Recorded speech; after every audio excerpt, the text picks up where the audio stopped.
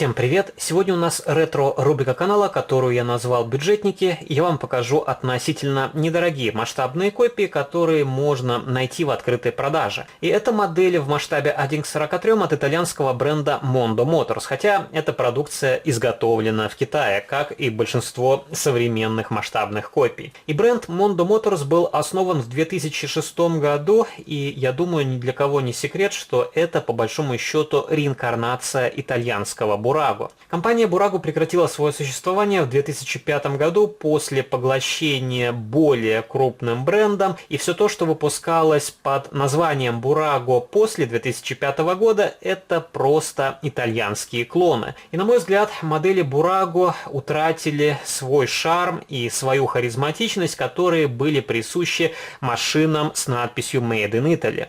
И мне нравится старая продукция Burago, у меня в коллекции есть как машины в 43-м масштабе, так и в более крупном 18-м. И несмотря на свою простоту, эти машинки очень хорошо и точно передавали образ настоящего прототипа. Хотя, стоит отметить, они не всегда попадали в 43-й масштаб. И то же самое наблюдается с продукцией Mondo Motors. Машины вполне хорошо копируют образ настоящего прототипа, более-менее попадают в 43-й масштаб. Это касается тех моделей, которые есть в моей коллекции, насчет других не могу сказать. И у меня в коллекции только 10 моделей от этого бренда. Я их покупал как часть истории, чтобы через какое-то время вспомнить, какие модели производились разными брендами на определенном промежутке времени. И что касается моей коллекции, то у меня небольшая серия полицейских автомобилей, 3 немецких машины, также 5 моделей автомобиля Lamborghini, 1 автобус Fiat и эвакуатор Iveco. Мы его рассмотрим ближе к концу видеоролика. И каждую модель, я думаю, рассматривать детально нету смысла, потому что здесь нечего смотреть, ничего не открывается, очень примитивно сделана плашка днища, но у этих моделей по сравнению с аналогами от Burago улучшенные колесные диски и улучшена светотехника. И также эти модели в общей массе хорошо собраны и аккуратно покрашены. И давайте начнем с обзора полицейского автомобиля BMW 3 серии. И точно такая же BMW у меня в коллекции есть от Schuco из серии Junior. И там модель, по-моему, была от Welly, просто в коробочке Schuco. И она в плане проработки не намного лучше, чем этот недорогой вариант, который стоит намного дешевле. И, конечно, у этих моделей один из недостатков — это пластиковые покрышки, хотя с какой стороны смотреть, во всяком случае, они не оплавят колесные диски, и издалека вы не узнаете, если вам не скажут, что это пластик. И давайте распакуем эту модель. Я откручу ее от подиума, если это можно так назвать. Здесь просто картонная подложка. И эти модели очень схожи с продукцией Rostar. И у меня такое ощущение, что некоторые машины у двух брендов сделаны на одной пресс-форме. Ну, вот так выглядит данный BMW. Повторюсь, довольно симпатичный. И, по-моему, в полицейском варианте такую машину даже больше никто и не делал. Так что тоже, можно сказать, в неком роде это такой раритет. Ну, тоже можете посмотреть, как сделана проработка нижней части. С одной стороны, она даже может лучше, чем у более дорогостоящих масштабных копий. Например, на изделиях из полимера вместо какой-то проработки нижней части просто плоская планочка. Следующая модель — это Mercedes-Benz CL500, и похожий Mercedes также выходил у AutoArt в нескольких вариантах окраски, и была заряженная версия S63 AMG, и как раз заряженный вариант продается под брендом Rostar.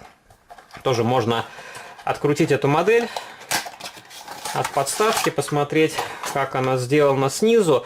Но в плане проработки они все одинаковые. Здесь очень схематически изображена ходовая часть, но тем не менее при небольшой доработке можно на выходе получить вполне хорошее сносное изделие. Добавить дверные карты, окрасить сиденья, также окрасить светотехнику по необходимости. И у этих моделей в полицейском исполнении абсолютно идентичные мигалки на крыше. И мне кажется, что здесь не совсем верно их раскрасили. И синие кусочки здесь, по-моему, должны быть намного больше. Но, опять же, видимо, сборщикам виднее, как красить эти детали. Следующая модель – это Mercedes-Benz B-класс. И такой Mercedes, по-моему, у меня есть еще от Mini-Champs. Могу ошибаться. Давно не смотрел свои Mercedes. Но, по-моему, у Mini-Champs была такая модель. И, конечно, модель от более дорогого бренда у меня в обычном гражданском варианте исполнения. И здесь довольно хорошее лакокрасочное покрытие. Модель не залита краской, и у серебристого цвета довольно мелкое зерно.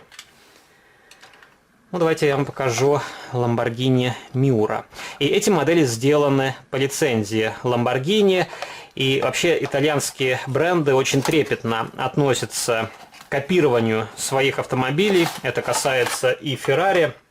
Я помню, одно время Ferrari в 43-м масштабе вообще никто не выпускал, потому что Ferrari на всех подавала в суд, и потом как-то этот вопрос был урегулирован, и начали выходить модели от разных брендов. Например, у Mini-Champs был широкий ассортимент Ferrari, но как раз вот после этой истории они свернули производство этих автомобилей.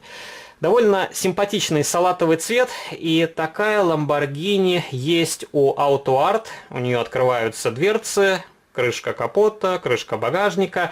Также такая модель у меня в коллекции есть от Mini-Champs, от Rio Models и модель от Kyosho. И у Kyosho представлена заряженная версия Yota SVR, если мне не изменяет память. Ну, тоже вот такая симпатичная масштабная копия. И здесь я зачернил отверстия на колесных дисках, чтобы они смотрелись более правдоподобно. Следующая модель – это более современный суперкар Reventon. И такая модель у меня есть в коробочке AutoArt в виде открывашки. И у меня в коллекции две модели от AutoArt. Одна, по-моему, в сером цвете, вторая в оранжевом, если не ошибаюсь. И у AutoArt еще такой Reventon предлагался в желтом цвете, но уже не стал его покупать, потому что эти модели тоже занимают довольно много места. Тоже довольно симпатичный. Хорошие колесные диски, присутствует значок на крышке багажника. Также есть некое подобие двигателя, которое просматривается сквозь прозрачный кожух. Ну и так выглядит нижняя часть. Следующая модель – это Lamborghini Gallardo Superleggera. И такая модель у меня есть тоже в варианте AutoArt. И была вполне симпатичная Lamborghini у Kyosho. И преимущество той модели в том, что у нее открывалась крышка капота. И была довольно хорошая проработка моторного отсека. И такие модели также выпускал Mini-Champs, но у Mini-Champs современные Lamborghini я не приобретал в свою коллекцию. Тоже вот так выглядит данная модель. Здесь я тоже зачернил отверстия в колесных дисках, других доработок не делал. И похожая Lamborghini также была у Burago. И у Burago была машина в тюнинг-исполнении из серии Street Tuners.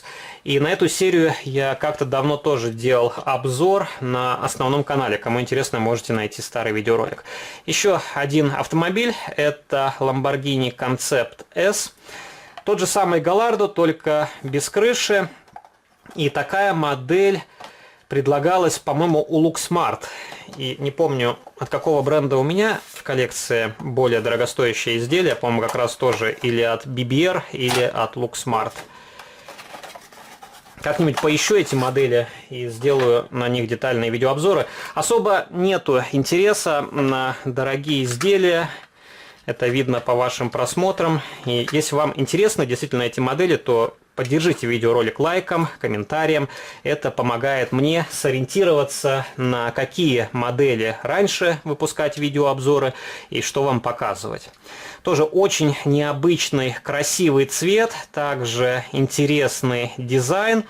И здесь каких-либо доработок я не делал. Пробовал зачернять отверстия, но из-за того, что здесь довольно большой колесный диск, и если зачернить отверстие, он будет смотреться не очень симпатично, а так создается впечатление, как будто это просто тормозной диск посередине. Вот такая модель. И покажу вам последний Lamborghini, это Miura Concept. И такой автомобиль у меня есть в коробочке Hot Wheels, в точно такой же схеме окраски. И также у Mondo Motors была машина салатового цвета, но если посмотреть на настоящий автомобиль, он был в единственном экземпляре вот в таком лимонном варианте окраски. Ну и, конечно, такая модель выходила в более дорогом сегменте у Looksmart, другие бренды, но уже не видел смысла покупать их в свою коллекцию, хватит двух машин. Ну, тоже симпатичный автомобиль. Здесь тонированные стекла, зачернел отверстие в колесных дисках. И вот так выглядит нижняя часть. И давайте покажу вам микроавтобус Fiat в варианте Carabinieri. И такой Fiat у Mondo Motors предлагается в нескольких вариантах исполнения. Были обычные гражданские версии, также был полицейский автобус и вот такой темно-синий. Мне больше понравился этот вариант. И вот это вполне хорошая модель за свою цену. Она стоила чуть дороже, чем легковушки, но если сюда поставить нормальные покрышки, окрасить салон, она будет ничуть не хуже, чем журнальные варианты. Здесь отлично смотрится светотехника, есть номерные знаки, окрашены дверные ручки. И это довольно тяжелый микроавтобус, здесь массивный металлический корпус. И также установили два маячка на крышу. И последняя модель, которую я вам покажу, это эвакуатор Iveco. Он идет в другой коробочке, но это тоже продукция Mondo Motors. И это тоже вполне хорошая модель за свою цену. Здесь рабочая платформа. И после небольшой доработки на выходе можно получить вполне хороший автомобиль. Или, например, можно купить эту модель как донора запчастей и поставить платформу на журнальный вариант «Газели». Но я не буду эту модель откручивать, потому что она здесь на стяжках и займет довольно много времени. Но вот так выглядит платформа, она рабочая, и сюда можно установить какой-нибудь автомобиль. Вот такие модели, которые я хотел вам показать в сегодняшнем видеоролике. И пишите ваши комментарии. Если в вашей коллекции недорогие, хорошие, качественные модели, хотели ли вы увидеть еще недорогую продукцию, которая есть в моей коллекции. Если вам понравилась данная рубрика, то не забывайте поддержать видеоролик лайком, вступайте в мои группы в социальных сетях. Также жмите на колокольчик и заглядывайте на мой основной канал. Там регулярно выходят детальные видеообзоры на мою коллекцию. А на сегодня это все. До новых встреч. Пока.